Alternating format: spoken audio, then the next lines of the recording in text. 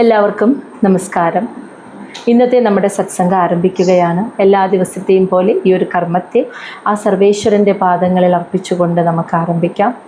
ഭാഗവതം പറയാനും കേൾക്കാനുമുള്ള അനുഗ്രഹവും അനുവാദവും നൽകണേ സർവേശ്വര മഹാദേവ.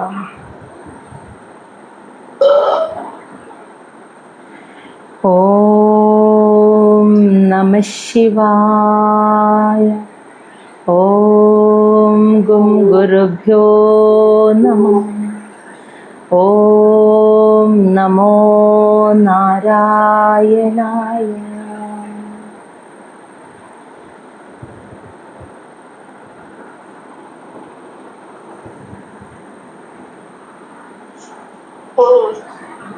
ശ്രീമദ് മഹാഭാഗവതം ചതുർത്ഥസ്കന്ധം അധ്യായം 19.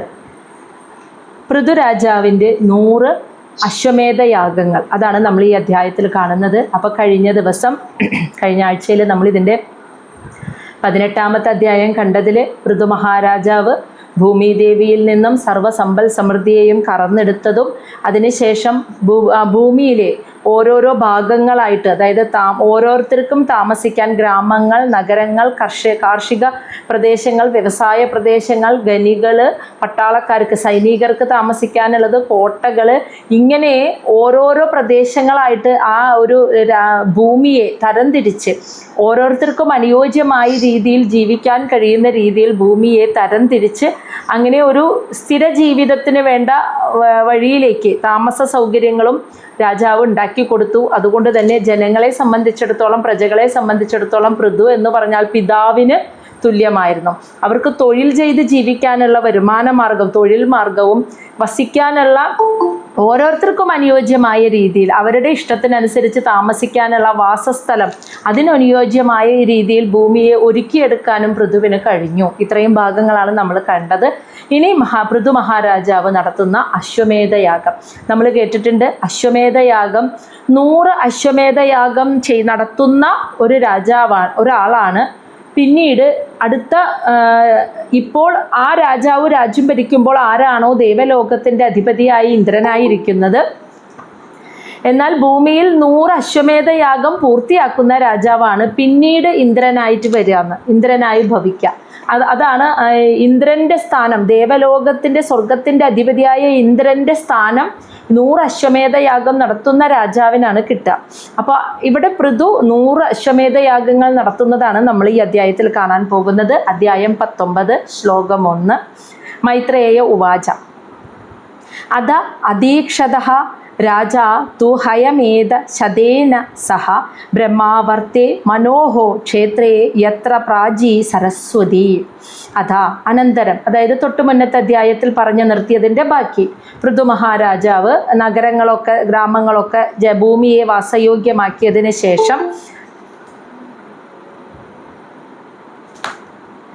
സഹ എന്ന് വെച്ചാൽ ആ പൃഥു രാജാവ് ഹയമേധ ശതേന, ഹയമേധം എന്ന് വെച്ചാൽ അശ്വമേധം, ശതേന 100 അശ്വമേധയാഗങ്ങളെ അധീക്ഷത നടത്തുവാനായിട്ട് ആരംഭിച്ചു. ഇനി ഇത് നടത്താൻ ഉദ്ദേശിക്കുന്ന സ്ഥലം സരസ്വതി പ്രാചി യത്ര, സരസ്വതി നദി പ്രാചി കിഴക്കോട്ടൊഴുകുന്നത് യത്ര, എവിടെയാണോ കിഴക്ക് ദിക്കിലേക്ക് ഒഴുകുന്നത് എവിടെ വെച്ചാണോ ആ സ്ഥലം ബ്രഹ്മാവർത്തം എന്നറിയപ്പെടുന്ന സ്ഥലം, മനോഹോ ക്ഷേത്രേ അതായത് സ്വയംഭുവ മനുവിൻ്റെ ഭൂമി, അദ്ദേഹത്തിൻ്റെ സ്ഥലം, അദ്ദേഹത്തിൻ്റെ ജന്മനാടായിരിക്കുന്ന ആ ബ്രഹ്മാവർത്തം എന്ന പ്രദേശം, അവിടെയാണ് ഈ പൃഥു മഹാരാജാവ് 100 അശ്വമേധയാഗങ്ങൾ നടത്താനായിട്ട് തിരഞ്ഞെടുത്തത് എന്നാണ് പറയുന്നത്. അപ്പോൾ സരസ്വതി നദി കിഴക്കോട്ട് ഒഴുകുന്നത് എവിടെ നിന്നാണോ, കിഴക്കോട്ട് ഒഴുകാൻ ആരംഭിക്കുന്നത് എവിടെ നിന്നാണോ, സ്വയംഭുവ മനുവിൻ്റെ വാസസ്ഥലമായ അല്ലെങ്കിൽ ജനിച്ച സ്ഥലമായ ആ ബ്രഹ്മാവർത്തം എന്ന പ്രദേശം, അവിടെ വെച്ച് പൃഥു മഹാരാജാവ് 100 അശ്വമേധയാഗം നടത്താൻ ആരംഭിച്ചു. ഇനി 2ാമത്തെ ശ്ലോകം. തത് അഭിപ്രേത്യ ഭഗവൻ കർമ്മ അതിശയം ആത്മനഃ ശതക്രതുഃ ന മമൃഷേ പൃഥോഃ യജ്ഞമഹോത്സവം. ഇത് കാണുമ്പോൾ ഇന്ദ്രനെ പൃഥു മഹാരാജാവിന്, ഇപ്പോൾ പൃഥു ഭൂമിയിൽ ഭരിക്കുന്ന സമയത്ത് ദേവലോകത്തിൻ്റെ അധിപതിയായ ഇന്ദ്രന് പൃഥുവിനോട് തോന്നിയ ഒരു അസൂയ, അതാണ് ഇവിടെ പറയുന്നത്. തത് അങ്ങനെ പൃഥു മഹാരാജാവ് 100 അശ്വമേധയാഗം നടത്താൻ ആരംഭിച്ചപ്പോൾ, തത് എന്ന് വെച്ചാൽ അപ്പോൾ, ഭഗവാൻ ശതക്രതു, ഭഗവാൻ എന്ന് വെച്ചാൽ ഭഗം, എല്ലാ ഐശ്വര്യങ്ങളോടും കൂടിയ ശതക്രതു, 100 യാഗങ്ങൾ നടത്തിയവനാണ് ഇന്ദ്രൻ. അപ്പോൾ 100 യാഗങ്ങൾ നടത്തി ഇപ്പോൾ ഇന്ദ്ര പദവിയിൽ ഇരിക്കുന്ന ആ ഇന്ദ്രദേവന് പൃഥോഹോ യജ്ഞ മഹോത്സവം, പൃഥു മഹാരാജാവ് നടത്തുന്ന ഈ അശ്വമേധയാഗമാകുന്ന മഹോത്സവം കണ്ടപ്പോൾ കർമ്മ അതിശയം ആത്മന, താൻ ചെയ്യുന്നതിനേക്കാൾ അതിശയകരമായ രീതിയിലുള്ള ആ യജ്ഞ മഹോത്സവമാകുന്ന കർമ്മത്തെ കണ്ടിട്ട് അതായത് തന്നേക്കാൾ ശ്രേഷ്ഠമായ രീതിയിലാണല്ലോ പൃഥു ഇത് ചെയ്യുന്നത് എന്ന് ചിന്തിച്ചപ്പോൾ മമൃഷേ, അതായത് ഒരു വല്ലാത്തൊരു അസൂയ, അതായത് സഹിക്കാൻ പറ്റിയില്ല എന്ന്. മമൃഷേ എന്ന് വെച്ചാൽ സഹിക്കാൻ പറ്റിയില്ല ഇന്ദ്രന്. ഇപ്പോൾ ഇന്ദ്രനായിരിക്കുന്ന ആ ആള് ഇപ്പോൾ ഇന്ദ്രപദവി കിട്ടിയത് 100 അശ്വമേധ യാഗങ്ങൾ നടത്തിയിട്ടാണ് പിന്നീട് ദേവലോകത്തിലെ ഇന്ദ്രനായി ജനിച്ചത്. പക്ഷേ ഇപ്പോൾ പൃഥു മഹാരാജാവ് അന്ന് താൻ ചെയ്തതിനേക്കാൾ അതിശയകരമായ രീതിയിൽ, അതിനേക്കാൾ ശ്രേഷ്ഠമായ രീതിയിലാണ് 100 അശ്വമേധയാഗം നടത്തുന്നത്. ഇത് കണ്ടപ്പോഴാണ് ദേവേന്ദ്രന് ഒരല്പം സഹിക്കാൻ പറ്റിയില്ല, അസൂയ തോന്നി. കാരണം ഇനി ഒരു പക്ഷേ ഇതിൻ്റെ ശ്രേഷ്ഠത കണ്ടിട്ട് എല്ലാവരും കൂടിയിട്ട് ഇപ്പോൾ തന്നെ പൃഥുവിനെ ദേവലോകത്തെ അധിപതിയാക്കുമോ, എനിക്ക് ഈ സ്ഥാനം നഷ്ടപ്പെടുമോ എന്നൊക്കെ ദേവേന്ദ്രൻ ഭയന്നു എന്നാണ് പറയുന്നത്. അപ്പോൾ അതുകൊണ്ട് തന്നെ ആൾക്കൊരു ഭയം വന്നു, എന്താണ് ഇനി സംഭവിക്കുക, എനിക്കിപ്പോൾ തന്നെ ഈ സ്ഥാനം നഷ്ടപ്പെടുമോ എന്ന് ഭയന്നിട്ട് ആൾക്കത് സഹിക്കാൻ പറ്റിയില്ല എന്ന് ദേവേന്ദ്രന്. ശ്ലോകം 3. യത്ര യജ്ഞപതിഹി സാക്ഷാത് ഭഗവാൻ ഹരിഹി ഈശ്വരഃ അന്വഭൂയത സർവാത്മാ സർവലോക ഗുരുഹു പ്രഭുഹു. യത്ര, ഇനി എന്തുകൊണ്ടാണ് ഇന്ദ്രന് ഈ പൃഥു നടത്തുന്ന ഈ അശ്വമേധ യാഗമാകുന്ന മഹോത്സവം കണ്ടപ്പോൾ അസൂയ തോന്നാനായിട്ടുള്ള കാരണം എന്തെന്നാ പറയുന്നത്? കാരണം ആ യജ്ഞത്തിൽ പങ്കെടുക്കാൻ വന്നവരെയൊക്കെ കണ്ടപ്പോഴാണ് ദേവേന്ദ്രന് ഈ അസൂയ വന്നത്. അത് ആരൊക്കെയാണെന്നാണ് പറയുന്നത്. യത്ര, എവിടെയാണോ യജ്ഞപതി സാക്ഷാത്, യജ്ഞപതി എന്ന് വെച്ചാൽ എല്ലാ യജ്ഞങ്ങളുടെയും ഈ പതിയായിട്ടുള്ള ഈശ്വരനായിട്ടുള്ള സാക്ഷാത് ഭഗവാൻ ശ്രീഹരി, അദ്ദേഹം ഈശ്വരനാണ്, സർവാത്മാവാണ്, സർവലോക ഗുരു, സർവലോകത്തിൻ്റെ ഗുരുവുമായിട്ടുള്ള പ്രഭുവുമായ ഈശ്വരനുമായ ഭഗവാൻ ശ്രീഹരി എവിടെ വെച്ചാണോ ഈ അശ്വമേധയാഗം നടത്തുന്നത് ആ യജ്ഞസ്ഥലത്തിലേക്ക് എല്ലാ യജ്ഞങ്ങളുടെയും ഈശ്വരനായ ഭഗവാൻ അന്വഭൂയത, അവിടെ എത്തിച്ചേർന്നു. ഭഗവാൻ മഹാവിഷ്ണു ആണ് യജ്ഞത്തിൻ്റെ സ്വീകർത്താവ്, യഥാർത്ഥത്തിലുള്ള യജ്ഞത്തിൻ്റെ ഈശ്വരൻ. ആ പതിയായിട്ടുള്ള യജ്ഞപതി പോലും പൃഥു നടത്തുന്ന ഈ യാഗശാലയിൽ, ഈ യജ്ഞശാലയിലേക്ക് എത്തിച്ചേർന്നു എന്നാണ് പറയുന്നത്. അപ്പോൾ ഭഗവാൻ എല്ലായിടത്തും ഭഗവാൻ അങ്ങനെ എത്തിപ്പെടില്ല. അതും പ്രത്യക്ഷത്തിൽ, സാക്ഷാൽ എന്ന് പറഞ്ഞാൽ നേരിട്ട് പ്രത്യക്ഷപ്പെട്ടിട്ട് തന്നെയാണ്. അപ്പോൾ നേരിട്ട് പ്രത്യക്ഷപ്പെട്ട് തന്നെ ഭഗവാൻ ശ്രീഹരി ആ പൃഥുവിൻ്റെ യാഗശാലയിലേക്ക് എത്തിച്ചേർന്നു. ഇനി ഭഗവാൻ മാത്രമല്ല, പിന്നീട് ആരൊക്കെ വന്നു. അപ്പോൾ ഇതൊക്കെയാണ് ഇന്ദ്രന് അസൂയ തോന്നാനായിട്ടുള്ള കാരണം എന്നാണ് പറയുന്നത്. ശ്ലോകം 4 ഇനി ആരൊക്കെയാണ് വന്നേ എന്ന് പറയുന്നു. അന്വിതോ ബ്രഹ്മശർവാഭ്യാം ലോകപാലൈഃ സഹ അനുഗൈഃ ഉപഗീയമാനഃ ഗന്ധർവൈഃ മുനിഭിഃ ച അപ്സരോഗണൈഃ. അന്വതോ എന്ന് വെച്ചാൽ അന്വതഃ എന്ന് വെച്ചാൽ അനുഗമിക്കാന്ന്, കൂടെ പോവാന്ന്, അകമ്പടിയായിട്ട് ചെല്ലുക. ബ്രഹ്മശർവാഭ്യാം, ബ്രഹ്മദേവൻ, അപ്പോൾ മഹാവിഷ്ണു മാത്രമല്ല പ്രത്യക്ഷത്തിൽ വന്നത്, ബ്രഹ്മദേവനും ശർവാഭ്യാം മഹാദേവനും ലോകപാലൈ സഹ അനുഗൈഹി, ലോകപാലകന്മാരായിട്ടുള്ള എല്ലാ ദേവന്മാരും, അനുഗൈഹി എന്ന് വെച്ചാൽ അനുചരന്മാർ, അവരുടെ അനുചരന്മാരായിട്ടുള്ള എല്ലാ ദേവന്മാരും, അന്വതഃ അവരുടെയൊക്കെ അകമ്പടിയോടുകൂടി, ഉപഗീയമാനഃ, ഉപഗീയമാനം എന്ന് വെച്ചാൽ സ്തുതിക്കപ്പെട്ടിട്ട്, ഗന്ധർവൈ മുനിഭിഹി അപ്സരഗണൈഹി, ഗന്ധർവന്മാർ, മുനിമാർ, അപ്സരക്കൂട്ടങ്ങളാലൊക്കെ സ്തുതിക്കപ്പെട്ട് മഹാദേവനും ബ്രഹ്മാവും മഹാവിഷ്ണുവും അവരുടെ കൂടെ അനുചരന്മാരായിട്ടുള്ള മറ്റെല്ലാ ലോകപാലകന്മാരായ ദേവന്മാരും ഈ പൃഥു മഹാരാജാവ് നടത്തുന്ന അശ്വമേധയാഗം നടത്തുന്ന ആ സ്ഥലത്തേക്ക് പ്രത്യക്ഷത്തിൽ തന്നെ വന്നു ചേർന്നു എന്നാണ്. ഇതൊക്കെയാണ് കാണുന്നത്. ഇത് കാണുമ്പോഴാണ് ദേവേന്ദ്രന് എന്നേക്കാൾ ശ്രേഷ്ഠമായിട്ട് അത്ഭുതകരമായ രീതിയിലാണ് പൃഥു ഈ യാഗം നടത്തുന്നത് എന്ന് കണ്ടിട്ട് ആണ് ആ അസൂയ തോന്നിയത് എന്ന്. ഇനി ദേവന്മാരും ത്രിമൂർത്തികളും മാത്രമല്ല, പിന്നെ ആരൊക്കെ വന്നു? അതാണ് ശ്ലോകം 5 പറയുന്നത്. സിദ്ധാഹ വിദ്യാധരഃ ദൈത്യഃ ദാനവഃ ഗുഹ്യഗ ആദയഃ സുനന്ദ നന്ദപ്രമുഖാഃ പാർഷദപ്രവര ഹരേഃ. സിദ്ധന്മാര്, വിദ്യാധരന്മാര്, ദൈത്യന്മാര്, ദാനവന്മാര്, ഗുഹ്യകൻ ആദയ എന്ന് വെച്ചാൽ ഗുഹ്യഗാദയ എന്ന് വെച്ചാൽ യക്ഷന്മാർ മുതലായവര്, പിന്നെ ഹരേഹേ പാർഷദപ്രവര ഭഗവാൻ ശ്രീഹരിയുടെ പാർഷദന്മാരിൽ ശ്രേഷ്ഠന്മാരായിട്ടുള്ള സുനന്ദ നന്ദ പ്രമുഖ, സുനന്ദൻ നന്ദൻ തുടങ്ങിയ പ്രമുഖരായവരൊക്കെ ആ യാഗശാലയിലേക്ക് എത്തിച്ചേർന്നു എന്ന്. അപ്പൊ സിദ്ധന്മാർ, വിദ്യാധരന്മാർ, ദൈത്യന്മാർ, ദാനവന്മാർ, യക്ഷന്മാർ, ഭഗവാൻ ശ്രീഹരിയുടെ പാർഷദന്മാരിൽ ശ്രേഷ്ഠരായ സുനന്ദൻ നന്ദൻ തുടങ്ങിയവരൊക്കെ പ്രമുഖരായവരെല്ലാം അവിടെ എത്തിച്ചേർന്നു. ഇനി ശ്ലോകം 6 കപിലഃ നാരദഃ ദത്തഃ യോഗേശഃ സനകാദയഃ തം അന്വീയു ഭാഗവതാ യേ ച തത് സേവന ഉത്സുകാഃ.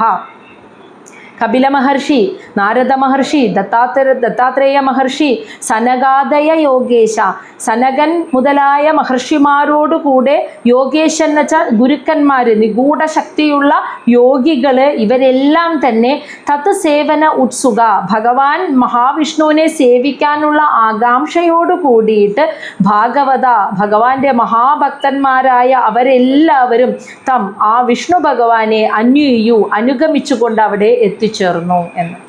എന്ന് വെച്ചാൽ ആരൊക്കെയാണോ അവരെല്ലാം എത്തിച്ചേർന്നു.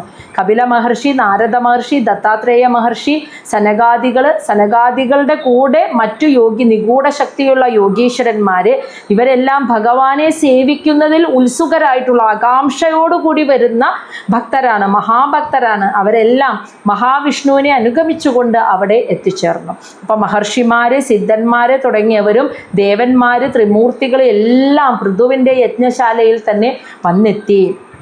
ശ്ലോകം 7 യത്ര ധർമ്മദുഃഖ ഭൂമി സർവകാമദുഃഖ സതി ദോഗ്ധി സ്മ അഭീപ്സിതാൻ അർത്ഥാൻ യജമാനസ്യ ഭാരത. ഇവിടെ ഭാരത എന്ന് വിളിക്കുന്നത് മൈത്രേയ മഹർഷി. അല്ലയോ വിദുരരെ, യത്ര, കാരണം ഇനി പറയുന്നത് ഭൂമിദേവിയെ കുറിച്ചാണ് കേട്ടോ. എവിടെയാണോ ധർമ്മദുഃഖ, അതായത് ധർമ്മം പരിപാലിക്കുന്നതിന് വേണ്ടിയിട്ട് പാല് ചുരത്തുന്ന സതി എന്ന് വെച്ചാൽ പശുവായിട്ട് ഭൂമിദേവി സർവകാമദുഃഖ, എല്ലാവരുടെയും ആഗ്രഹങ്ങളെ അഭിഷ്ടങ്ങളെയും സാധിച്ചു കൊടുക്കാൻ കഴിവുള്ള ഭൂമിദേവി എവിടെയാണോ ധർമ്മം നിലനിർത്തുന്നതിന് വേണ്ടി ആ പാല് ധാർമ്മിക മൂല്യങ്ങൾക്കായിട്ട് ആ പാൽ ചുരത്തിക്കൊണ്ട് പശുവായി നിൽക്കുന്നത്, ദോഗ്ധീസ്മ എന്ന് വെച്ചാൽ എല്ലാം സാധിച്ചു കൊടുത്തു എന്ന്. യജമാനസ്യ, ഭൂമിദേവി തൻ്റെ യജമാനനായ പൃഥു മഹാരാജാവിനെ അഭീപ്സിതാൻ അർത്ഥാൻ, രാജാവ് എന്താണോ ആഗ്രഹിക്കുന്നത് അഭീപ്സിതാൻ, ആ അർത്ഥങ്ങളെ, ആ വസ്തുക്കളെ ഒക്കെ ഭൂമിദേവി നിറവോടുകൂടി കൊടുത്തു എന്ന്. ഈ 100 അശ്വമേധയാഗം എന്ന് പറഞ്ഞാൽ നിസ്സാരമല്ല അല്ലേ? ഇത്രയും 100 അശ്വമേധയാഗം നടത്താൻ രാജാവിന് എന്തൊക്കെ സാധനങ്ങൾ വേണോ അതൊക്കെ നിറവോട് കൂടിയിട്ട് ഭൂമിദേവി തൻ്റെ യജമാനനായ പൃഥു മഹാരാജാവിന് നൽകി എന്നാണ് പറയുന്നത്. അപ്പം എല്ലാവരും ഭൂമിദേവിയും അവിടെ എത്തിച്ചേർന്നു. ഇനി ആ നിറവ്, ഭൂമിയിൽ അത്രയും സമൃദ്ധി എങ്ങനെയാണ് ഭൂമിദേവി കൊടുത്തത് എന്ന് പറയുന്നതാണ് അടുത്ത 2-3 ശ്ലോകങ്ങളിലെ. ശ്ലോകം 8 ഊഹു സർവരസാൻ നദ്യഃ ക്ഷീര ദധി അന്ന ഗോരസാൻ തരവഃ ഭൂരിവർഷ്മാണഃ പ്രാസൂയന്ത മധുച്യുതഃ. ഊഹു എന്ന് വെച്ചാൽ നൽകി, സർവരസാൻ എല്ലാ രസങ്ങളും, നദ്യ എന്ന് വെച്ചാൽ നദികളിലെ, ക്ഷീരം എന്നാൽ പാല്, ദധി തൈര്, അന്നം ഭക്ഷണവസ്തുക്കൾ, ഗോരസാൻ പാലുകൊണ്ടുണ്ടാക്കിയ മറ്റുൽപ്പന്നങ്ങൾ എന്നിങ്ങനെ സർവരസാൻ എല്ലാ രസങ്ങളും ഒഴുകി, എല്ലാ രസങ്ങളോടും കൂടിയിട്ട് നദികൾ ഈ രസങ്ങളെ ഒക്കെ കൊടുത്തു എന്ന്. അപ്പോൾ ഭൂമിയിലൂടെ ഒഴുകുന്ന നദികളിലൊക്കെ പാല്, തൈര്, ഭക്ഷണവസ്തുക്കൾ, പാലുൽപ്പന്നങ്ങൾ തുടങ്ങിയ എല്ലാ രസങ്ങളും നദികൾ തന്നെ നൽകാൻ തുടങ്ങി രാജാവിന്. ഈ യജ്ഞത്തിന് ആവശ്യമായ എല്ലാം ഈ നദികൾ നൽകാൻ തുടങ്ങി. തരവഹ വൃക്ഷങ്ങൾ, ഭൂരിവർഷ്മാണ വലിയ ശരീരം തടിയുള്ള വൃക്ഷങ്ങൾ, പ്രാസൂയന്ത എന്ന് വെച്ചാൽ നല്ല ഫലങ്ങൾ, മധുച്യുത തേൻ പോലെ മധുരിക്കുന്ന നല്ല നല്ല പഴവർഗ്ഗങ്ങൾ, വൃക്ഷങ്ങളൊക്കെ കൊടുക്കാൻ തുടങ്ങിയെന്ന്. അതായത് വൃക്ഷങ്ങളൊക്കെ പൂക്കുകയും കായ്ക്കുകയും തേൻ പോലെ മധുരമുള്ള പഴവർഗ്ഗങ്ങളെ കൊടുക്കുക, നദികളൊക്കെ എല്ലാവിധത്തിലുള്ള രുചിയെയും രസങ്ങളെയും കൊടുക്കുക. അതായത് ഭൂമിദേവി അനുഗ്രഹിക്കുമ്പോഴാണ് ആ സമൃദ്ധി, ആ നിറവ് അവിടെ രാജാവിന് കിട്ടാൻ തുടങ്ങിയത്. അങ്ങനെ രാജാവ് ഒന്നും ആവശ്യപ്പെടാതെ തന്നെ രാജാവ് മനസ്സിലേക്ക് ആഗ്രഹിക്കുമ്പോഴേക്കും ഭൂമിദേവി എല്ലാം സാധിച്ചു കൊടുക്കുക. ഇതൊക്കെ കാണുകയാണ് ഇന്ദ്രൻ ദേവലോകത്തിരുന്നിട്ട്. അതാണ് അദ്ദേഹത്തിന് സഹിക്കാൻ പറ്റാണ്ട് വരുന്നത്. ശ്ലോകം 9. ഇനി സിന്ധവഹ രത്നനികരാൻ ഗിരയഃ അന്നം ചതുർവിധം ഉപായനം ഉപാജഹ്രുഹു സർവേ ലോക സപാലക.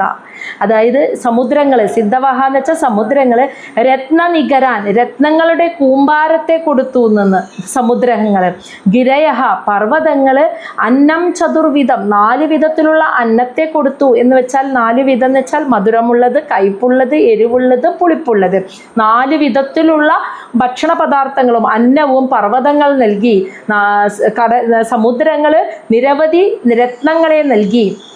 അങ്ങനെ സർവേ ലോകാസപാലക എല്ലാ ലോകങ്ങളിലുമുള്ള ലോകപാലകന്മാരെല്ലാവരും ഉപാജഹ്രു ഉപായനം ഉപഹാരങ്ങളുമായിട്ട്, ഉപാജഹ്രു എന്ന് വെച്ചാൽ പൃഥുമഹാരാജാവിൻ്റെ യജ്ഞശാലയിലേക്ക് എത്തിച്ചേർന്നു എന്ന്.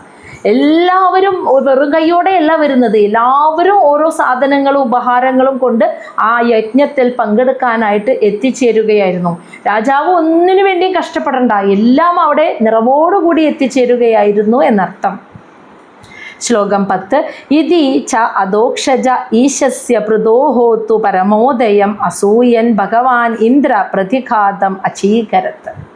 ഇതി ഇപ്രകാരം അദോക്ഷജ ഈശ്വസ്യ അദോക്ഷജനായ ഭഗവാൻ മഹാവിഷ്ണു ആണ് തൻ്റെ ഈശ്വരൻ എന്ന് കരുതുന്ന പൃഥുമഹാരാജാവിൻ്റെ പരമോദയം എന്ന് വെച്ചാൽ ഏറ്റവും ഉന്നതമായ ഐശ്വര്യത്തെ, ഈ സമൃദ്ധിയൊക്കെ കണ്ടിട്ട് അസൂയ തോന്നിയ ഭഗവാൻ ഇന്ദ്രദേവൻ പ്രതിഘാതം അചീകരത്ത് ആ യജ്ഞത്തിന് തടസ്സം സൃഷ്ടിക്കാനായിട്ട് ഇറങ്ങി തിരിച്ചു എന്ന്, അതിനായിട്ട് ശ്രമിച്ചു എന്നാണ് പറയുന്നത്. അപ്പം ഇപ്രകാരം പൃഥുമഹാരാജാവിൻ്റെ ഈ എല്ലാ സർവ്വ ഐശ്വര്യങ്ങളും സമൃദ്ധിയും എല്ലാം കണ്ടപ്പോൾ ഇന്ദ്രന് അസൂയ തോന്നിയിട്ട് പൃഥു നടത്തുന്ന അശ്വമേധയാഗത്തിന് തടസ്സം സൃഷ്ടിക്കാനായിട്ട് ഇന്ദ്രദേവൻ ഇറങ്ങി തിരിച്ചു. ഇനി ശ്ലോകം 11. എങ്ങനെയാണ് അദ്ദേഹം ആ തടസ്സം ഉണ്ടാക്കിയത് എന്ന് പറയാണ്. ചരമേണ അശ്വമേധേന യജമാനേ യജുഷ്പതി വൈന്യേ യജ്ഞപശും സ്പർദ്ധൻ അപോവാഹ തിരോഹിതഃ. ചരമേണ എന്ന് വെച്ചാൽ അവസാനത്തേതെന്ന്, അശ്വമേധം. അപ്പോൾ പൃഥുമഹാരാജാവ് 99 അശ്വമേധയാഗവും പൂർത്തിയാക്കി. 100ാമത്തെ അശ്വമേധയാഗം നടന്നുകൊണ്ടിരിക്കുകയാണ്. ഈ സമയത്ത് യജുഷ്പതിയും യജമാനേ, അതായത് യജമാനേ എന്ന് വെച്ചാൽ ആ യജ്ഞം അനുഷ്ഠിക്കുകയാണ് 100ാമത്തെ. യജുഷ്പതി യജ്ഞത്തിൻ്റെ പതിയായിട്ടുള്ള ഭഗവാൻ ശ്രീഹരിയെ സന്തോഷിപ്പിക്കാനായി, സംതൃപ്തനാക്കാൻ പൃഥുമഹാരാജാവ് അവസാനത്തെ 100ാമത്തെ അശ്വമേധയാഗം യജമാനെ എന്ന് വെച്ചാൽ അനുഷ്ഠിച്ചു കൊണ്ടിരിക്കെ, വൈന്യേ വേനപുത്രനായ പൃഥു ചക്രവർത്തി അത് ചെയ്തുകൊണ്ടിരിക്കെ, യജ്ഞപശു, ആ പശു എന്ന് പറഞ്ഞാൽ ഇവിടെ കുതിരയെ, മൃഗം എന്ന അർത്ഥത്തിൽ മനസ്സിലാക്കുക, കുതിരയെയാണ് ഉദ്ദേശിക്കുന്നത്.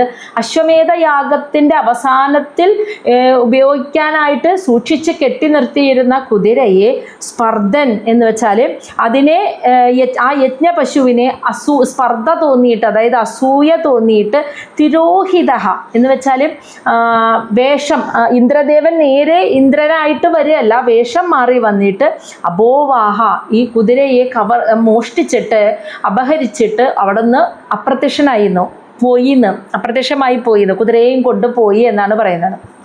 അപ്പോൾ പൃഥുമഹാരാജാവ് ഏറ്റവും അവസാനത്തെ അശ്വമേധയാഗം 100ാമത്തെ നടത്തിക്കൊണ്ടിരിക്കെ അസൂയ തോന്നിയ ഇന്ദ്രൻ വേഷം മാറിയിട്ട് വേഷപ്രച്ഛന്നനായി അവിടെ എത്തിയിട്ട് യാഗത്തിൻ്റെ അവസാനത്തിൽ അഴിച്ചുവിടാനായിട്ട് നിർത്തിയിരിക്കുന്ന കുതിരയെ അപഹരിച്ചിട്ട് അവിടെ നിന്നും അപ്രത്യക്ഷനായി. അപ്പോൾ ആർക്കും മനസ്സിലാക്കാൻ പറ്റാത്തൊരു വേഷത്തിലായിരുന്നു ഇന്ദ്രൻ വന്നത് എന്നർത്ഥം. ശ്ലോകം 12. തം അത്രി ഭഗവാൻ ഐക്ഷത് ത്വരമാണം വിഹായസ അമുക്തം ഇവ പ്രാഗണ്ഡം യഹ അധർമ്മ ധർമ്മ വിഭ്രമഃ.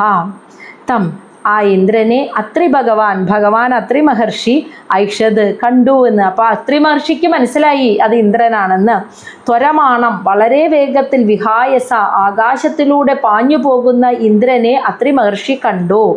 എന്നിട്ട് പറയാണ് അമുക്തം ഇവ പ്രാഗണ്ഡം യഹ, ഒരുവൻ അധർമ്മ ധർമ്മ വിഭ്രമഃ, അധർമ്മത്തെ ധർമ്മമാണ് ഞാൻ ചെയ്യുന്നത് അധർമ്മമാണ്, പക്ഷേ ഞാൻ ചെയ്യുന്നത് ധർമ്മമാണ് എന്ന് തെറ്റിദ്ധരിച്ചിട്ട് അമുക്തം ഇവ പ്രാഗണ്ഡം എന്ന് വെച്ചാൽ പ്രാഗണ്ഡന്മാരെ പോലെ ആയിത്തീർന്നു എന്ന് ഇന്ദ്രദേവനെയാണ് പറയുന്നത്. അതായത് ഇന്ദ്രൻ പ്രാഗണ്ഡക്കാരെ എന്ന് പറഞ്ഞാൽ ഉദ്ദേശിക്കുന്നത് ചെയ്യുന്നത് അധർമ്മമായിരിക്കും, പക്ഷെ അവർ സ്വയം കരുതുന്നത് അവർ ചെയ്യുന്നത് ശരിയാണെന്ന്. അവർ ചെയ്യുന്നതാണ് ഈ ധർമ്മം, ഇതാണ് ധർമ്മം എന്ന്, അധർമ്മത്തെ ധർമ്മം എന്ന് തെറ്റിദ്ധരിച്ച് അതിൽ വേറെ ആര് പറഞ്ഞാലും കേൾക്കില്ല, അതിൽ തന്നെ ഉറച്ചു നിന്ന് മുന്നോട്ട് പോകുന്നവരെയാണ് പാഖണ്ഡന്മാർ എന്ന് വിളിക്കുന്നത്. അപ്പോൾ ഇന്ദ്രദേവൻ ഇപ്പോൾ ഇവിടെ ഒരു പാഖണ്ഡനെ പോലെ, ഇന്ദ്രനെ ന്യായീകരണം എന്താ, ഞാൻ ഇവിടെ ലേവലോകത്ത് രാജാവായി ദേവേന്ദ്രനായി ഇരിക്കുന്ന സമയത്ത് പൃഥുവിനെ എല്ലാവരും കൂടി ഇത്രയും ഐശ്വര്യമായിട്ട് ഇതുപോലെ 100 അശ്വമേധയാഗം നടത്തുന്നത് കാണുമ്പോൾ എങ്ങാനും പിടിച്ച് ദേവേന്ദ്രൻ്റെ സ്ഥാനം കൊടുക്കോ എന്ന ഭയം കൊണ്ടാണ് ഞാൻ ഇത് ചെയ്യുന്നത് എന്ന് വേണം ഇന്ദ്രനെ ന്യായീകരിക്കാം. അപ്പോൾ ഇന്ദ്രൻ്റെ നോട്ടത്തിൽ അങ്ങനെ ചിന്തിക്കുമ്പോൾ ഇത് ധർമ്മമാണ്. എന്നാൽ യഥാർത്ഥത്തിൽ മറ്റൊരാൾ ചെയ്യുന്ന ഈ കർമ്മത്തിലെ കുതിരയെ മോഷ്ടിച്ചുകൊണ്ട് വേഷം മാറി വന്ന് കൊണ്ടുപോകുന്നത് അധർമ്മമാണ്. അപ്പോൾ അധർമ്മത്തെ സ്വയം ധർമ്മമാണെന്ന് തെറ്റിദ്ധരിച്ച് പാഖണ്ഡന്മാരെ പോലെ ആയി തീർന്നു ഇന്ദ്രൻ എന്ന്. അതാണ് പറയുന്നത്. അപ്പോൾ ഇന്ദ്രൻ വേഷം മാറി വന്ന് കുതിരയെ മോഷ്ടിച്ചുകൊണ്ട് ആകാശത്തിലൂടെ പറന്നു പോകുന്നത് അത്രി മഹർഷി കണ്ടു. അവിടെ ദേവേന്ദ്രൻ സ്വയം അധർമ്മത്തെ ധർമ്മം എന്ന് തെറ്റിദ്ധരിച്ചുകൊണ്ട് ഒരു പാഖണ്ഡനെ പോലെ വേഷപ്രച്ഛന്നനായി വന്ന് ചെയ്യുന്നത് തെറ്റല്ല ശരിയാണെന്ന് തന്നെ വിചാരിച്ചുകൊണ്ട് തന്നെയായിരുന്നു ഈ ഒരു കുതിരയെ അപഹരിക്കുക എന്ന അധർമ്മം പ്രവർത്തിച്ചത് എന്നാണ് ഇവിടെ പറയുന്നത്. ശ്ലോകം 13. അത്രിണാ ചോദിതോ ഹന്തും പൃഥുപുത്രോ മഹാരഥഃ അന്വതാവത സംക്രുദ്ധഃ തിഷ്ഠേതി ച അബ്രവീത്. അപ്പം അത്രി മഹർഷി മാത്രമേ കണ്ടുള്ളൂ.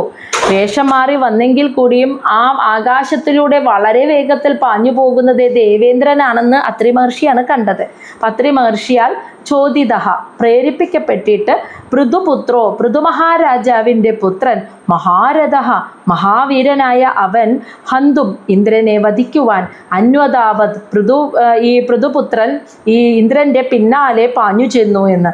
സംക്രൂധ കോപിഷ്ടനായിട്ട്, എന്നിട്ട് തിഷ്ഠേതി നിൽക്ക് എന്ന് ചാബ്രവീത് ഉറക്കെ വിളിച്ചു പറഞ്ഞുകൊണ്ട് പിന്നാലെ ചെന്നു. അപ്പം അത്രി മഹർഷി വിളിച്ചു പറഞ്ഞു പൃഥുവിൻ്റെ പുത്രനോട് ഇന്ദ്രനെ വധിക്കണം, ഇന്ദ്രൻ ഈ യാഗത്തിന് തടസ്സം നിൽക്കാൻ വരികയാണെന്ന് പറഞ്ഞിട്ട് അത്രി മഹർഷിയാണ് പറഞ്ഞേക്കുന്നത്. അങ്ങനെ മഹാവീരനായ പൃഥുവിൻ്റെ പുത്രൻ ഈ ഇന്ദ്രനെ വധിക്കുവാനായി ഇന്ദ്രൻ്റെ പിന്നാലെ പാഞ്ഞു പോവുകയാണ്. അപ്പം നിൽക്കവിടെ എന്ന് വിളിച്ചു പറഞ്ഞുകൊണ്ടാണ് പൃഥുവിൻ്റെ പുത്രൻ പിന്നാലെ ചെല്ലുന്നത്. ശ്ലോകം 14. തം താദൃശ ആകൃതിം വീക്ഷ്യ മേനെ ധർമ്മം ശരീരിണം ജഡിലം ഭസ്മനാ ആചന്നം തസ്മൈ ബാണം ന മുഞ്ചതി. അപ്പോൾ ഇന്ദ്രൻ വേഷപ്രച്ഛന്നനായിട്ടാണല്ലോ വന്നത്. അതുകൊണ്ട് തന്നെ പൃഥുവിൻ്റെ പുത്രന് ഒരു സംശയം, അത്രി മഹർഷിക്ക് തെറ്റിയതാണോ, ഇത് ദേവേന്ദ്രനൊന്നും അല്ലേ എന്നൊരു സംശയം തോന്നി അടുത്തെത്തിയപ്പോൾ. അതാണ്ടായത് ആ ഇന്ദ്രനെ താദൃശ ആകൃതി, ഒരു സന്യാസ വേഷത്തിലായിരുന്നു ഇന്ദ്രൻ വേഷം മാറി വന്നത്.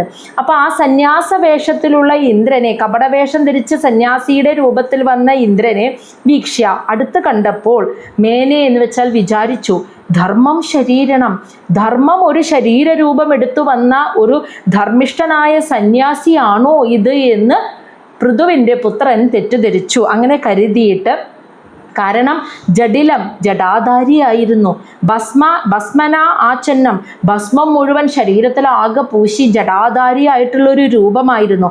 ആ സന്യാസവേഷം കണ്ടപ്പോൾ ഇത് ധർമ്മം ഒരു ശരീരരൂപം എടുത്തു വന്നതാണോ എന്ന് വിചാരിച്ച പൃഥുവിൻ്റെ പുത്രൻ തസ്മൈ, അവൻ ആ സന്യാസിയെ ബാണം ന മുഞ്ചതി, ആ സന്യാസിക്ക് നേരെ അസ്ത്രങ്ങൾ അയച്ചില്ല. കാരണം പെട്ടെന്ന് വിചാരിച്ചു, ഇല്ല, ഇത് അത്രി മഹർഷിക്ക് തെറ്റിയതാ, ഇത് ഇന്ദ്രനൊന്നുമല്ല, ഇത് ധർമ്മം ശരീരം എടുത്തു വന്ന ശക്തിയുള്ള ഒരു സന്യാസിയാണ് എന്ന് ഇദ്ദേഹത്തിൻ്റെ മനസ്സിൽ തോന്നി. അടുത്തെത്തിയപ്പോൾ അത്രയ്ക്കും കാപട്യം കാണിക്കാൻ കഴിവുണ്ടായിരുന്നു ഇന്ദ്രന് എന്നർത്ഥം.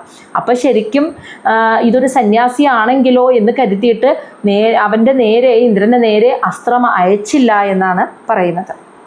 ശ്ലോകം 15 വധാത് നിവൃത്തം തം ഭൂയഃ ഹന്തവേ അത്രി അചോദയത് ജഹി യജ്ഞഹനം താതാ മഹേന്ദ്രം വിബുധ അധമം. അപ്പോൾ എന്താ, അത്രി മഹർഷി വീണ്ടും ഉപദേശിച്ചു കൊടുക്കുകയാണ്. വധാത് നിവൃത്തം, ആ ഇന്ദ്രനെ വധിക്കാതെ വെറുതെ വിടരുത്.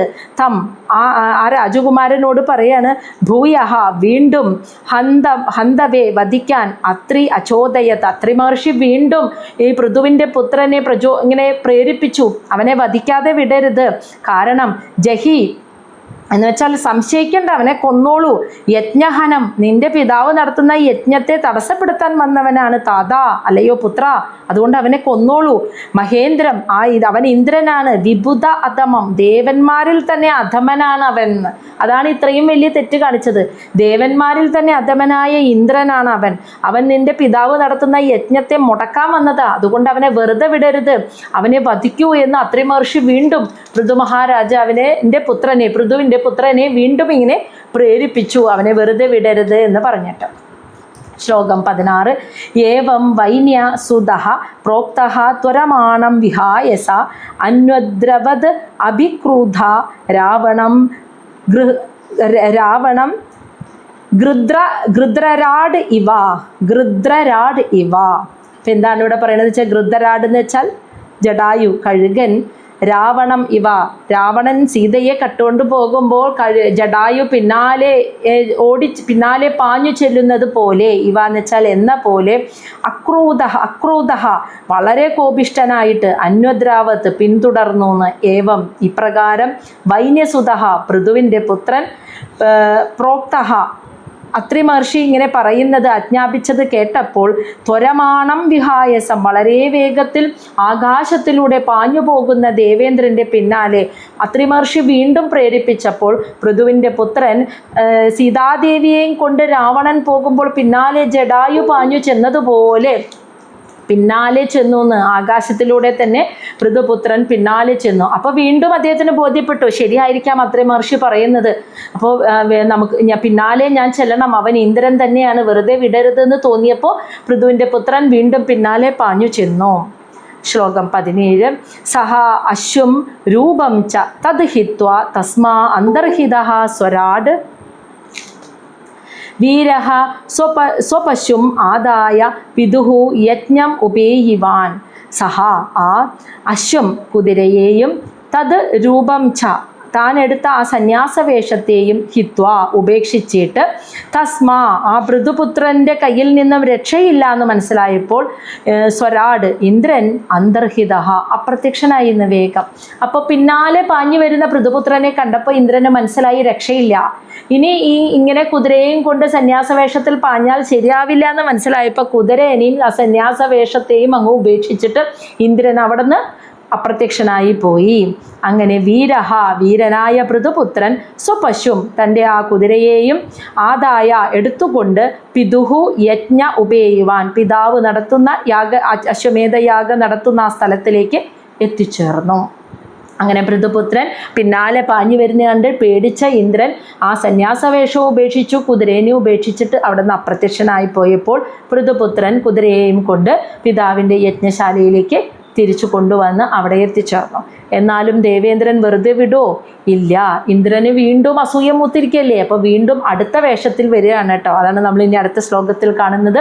ശ്ലോകം 18 തത് തസ്യ ച അദ്ഭുതം കർമ്മ വിചക്ഷ്യ പരമർഷയ നാമധേയം ദദൂഹു തസ്മൈ വിജിതാശ്വ ഇതി പ്രഭോ. പ്രഭോ, അല്ലയോ വിദുരരെ, മൈത്രേയ മഹർഷി വിളിക്കുകയാണ്, അല്ലയോ വിദുരരെ, തത് അത്, തസ്യ അവൻ ചെയ്ത അത്ഭുതം കർമ്മ, പൃഥുവിൻ്റെ പുത്രൻ ചെയ്ത ഈ അത്ഭുതകരമായ കർമ്മത്തെ വിചക്ഷ്യ കണ്ടിട്ട്, പരമഋഷയ മഹാമുനിമാരെല്ലാവരും നാമധേയം ദദു പൃഥുപുത്രന് ഒരു നാമം നൽകിയെന്ന്. തസ്മൈ കൊടുത്ത നാമം ഉടനെ തന്നെ ആ നാമം വിജിതാശ്വൻ, അതായത് കുതിരയെ ജയിച്ചവൻ എന്ന് വെച്ചാൽ കുതിരയെ നീ തിരിച്ചു പിടിച്ചു കൊണ്ടുവന്നവൻ എന്നർത്ഥത്തിൽ വിജിതാശ്വൻ എന്ന് ഇപ്രകാരം ഒരു നാമധേയം നൽകുകയും ചെയ്തു. അപ്പം ഇത്ര നേരം പൃഥുപുത്രൻ എന്നേ പറഞ്ഞിട്ടുള്ളൂ, പേര് പറഞ്ഞില്ല ഭാഗവതത്തിൽ. ഇവിടെയാണ് പേര് പറയുന്നത്. ആ അശ്വത്തെ തിരിച്ചു കൊണ്ടുവന്നതോടുകൂടി അത്ഭുതകരമായ അവൻ്റെ ആ കർമ്മം കണ്ട് സന്തുഷ്ടരായ മഹർഷിമാരെ ആ യാഗശാലയിൽ ഇരുന്നു കൊണ്ട് ഉടൻ തന്നെ പൃഥുവിൻ്റെ പുത്രന് ഒരു പേര് നൽകി, അതാണ് വിജിതാശ്വൻ എന്ന്. ഇനി ശ്ലോകം 19 ഉപസൃജ്യ തമഹ തീവ്രം ജഹാര അശ്വം പുനഃ ഹരി ചഷായ യൂപദഃ ചന്ന ഹിരണ്യരശനം വിഭുഹു. ഈ സമയം അങ്ങനെ വീണ്ടും യാഗം നടന്നുകൊണ്ടിരിക്കുകയാണ് കേട്ടോ. എല്ലാം സമാധാനത്തിലായി. 100ാമത്തെ അശ്വമേധ യാഗം നടന്നുകൊണ്ടിരിക്കെ ഉപസൃജ്യ എന്ന് വെച്ചാൽ സൃഷ്ടിച്ചു. തമഹ തീവ്രം, ഘോരമായ ഒരു ഇരുട്ട് ആ യാഗശാലയിൽ സൃഷ്ടിച്ചു എന്ന്. ഇന്ദ്രൻ ഒരു കാപട്യം വീണ്ടും കാണിച്ച് ഘോരമായ ഭയാനകമായ ഒരു ഇരുട്ട് അവിടെ ഉണ്ടാക്കി. എന്നിട്ട് ആ ഇരുട്ടിൻ്റെ മറവിൽ, ചന്നഹ എന്ന് വെച്ചാൽ ആ ഇരുട്ടിൻ്റെ മറവിൽ നിന്ന് ജഹാര അശ്വം പുനഃ, വീണ്ടും ആ കുതിരയെ അവിടെ നിന്ന് കട്ടെടുത്തു. ചഷാലയൂപദം എന്നാൽ മൃഗങ്ങളെ ബലി കഴിക്കാനായിട്ട് കെട്ടിയിടുന്ന ഒരു തടി പോലെയുള്ള ഒരു കുറ്റി. ആ ഒരു ഉപകരണത്തിൽ ഹിരണ്യരശനം, സ്വർണ്ണച്ചങ്ങലയിൽ ബന്ധിച്ചിരുന്ന കെട്ടിയിട്ടിരുന്ന ആ കുതിരയെയും കൊണ്ട് വീണ്ടും ഇന്ദ്രൻ കടന്നു കളഞ്ഞു എന്ന്. അപ്പോൾ പൃഥുവിൻ്റെ വിജിതാശ്വൻ തിരിച്ചു വന്ന് നാമധേയവും നടന്നു. അതിനുശേഷം 100ാമത്തെ അശ്വമേധയാഗം നടന്നുകൊണ്ടിരിക്കെ വീണ്ടും ഇന്ദ്രൻ അടുത്ത കാപട്യം കാണിച്ച് ആ യജ്ഞശാലയിൽ മുഴുവനും ഘോരമായ അന്ധകാരത്തെ വിതച്ചു.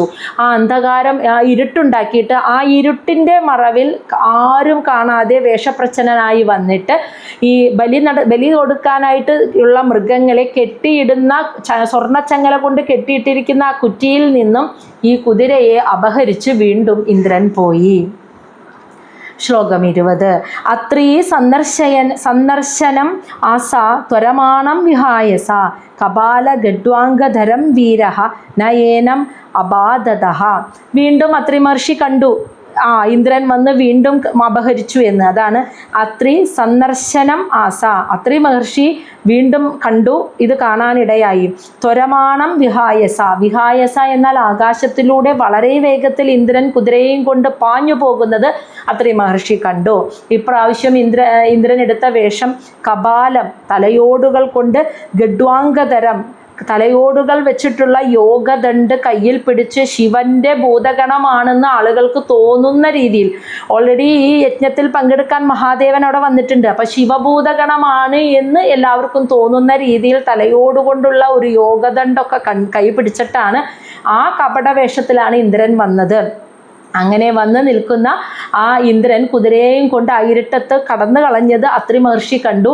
വീണ്ടും അത്രി മഹർഷി പ്രേരിപ്പിച്ചപ്പോൾ വിജിതാശ്വൻ, വീരഹ എന്ന് വെച്ചാൽ പൃഥുവിൻ്റെ പുത്രൻ വിജിതാശ്വൻ, ന ഏനം അപാധത, ദേവേന്ദ്രനെ വധിച്ചില്ല എന്ന്. കാരണം നോക്കിയപ്പോൾ ശിവന്റെ ഭൂതഗണമായിട്ടാണ് വിജിതാശ്വന് തോന്നിയത്.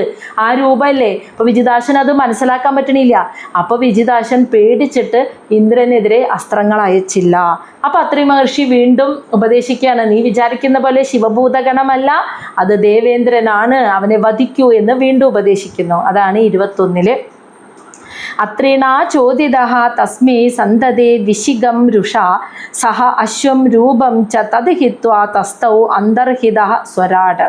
അത്രീണാ ചോദിതഃ, അത്രി മഹർഷിയാൽ വീണ്ടും പ്രേരിപ്പിക്കപ്പെട്ടിട്ട് തസ്മൈ ആ ദേവേന്ദ്രന് നേരെ സന്തതേ എന്ന് വെച്ചാൽ തൊടുത്തുവിട്ടു, രുഷാ കോപത്തോടെ, വിശിഖം ഒരു ബാണത്തെ.